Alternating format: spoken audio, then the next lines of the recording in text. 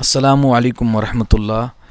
وراثت اعتبار یِم کینٛہہ اہم تریٖن مسلہٕ چھِ تَتھ منٛز چھُ اکھ مسلہٕ یہِ کہِ اگر کانٛہہ صاحب تٔمِس وفات گژھِ اَمہِ پَتہٕ چھُ أمِس لٔڑکہٕ اکھ بیٚیہِ چھِس کورِ زٕ بیٚیہِ چھِس خانٛدارِنۍ. وراثت کَمہِ اعتبار گژھِ تقسیٖم؟ جواب چھُ یہِ کہِ یۄس خانٛدارِنۍ آسہِ چوٗنٛکہِ أمِس چھِ اولاد اَمہِ اعتبار أمِس تَرِ وراثتس منٛز ٲٹھِم حِصہٕ. یہِ چھُ قرآنِ پاکس منٛز موجوٗد. یِم أمِس اولاد چھِ تِمن گژھِ وراثت یِتھ کٲٹھۍ تقسیٖم یُس کوٗر چھِ تٔمِس یُس حِصہٕ ترِ تَمہِ کھۄتہٕ ڈبل چھُ لٔڑکس دیُن.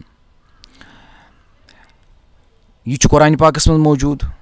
اَمہِ اصوٗل اعتبار یُس ییٚمِس وفات گٔے أہنٛدِس وراثتس کرو أسۍ 32 حِصہٕ. 32 حِصو منٛز ٲٹھِم حِصہٕ اعتبار یۄس أہنٛز یہِ خانٛدارِنۍ چھِ أمِس ترن 4 حِصہٕ 32 حِصو منٛز. یُس لٔڑکہٕ چھُ أمِس ترن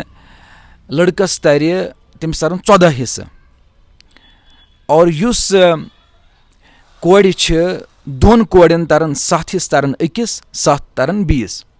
اَمہِ اعتبار گژھِ أمِس صاحبہٕ سٕنٛز یہِ وراثت تقسیٖم.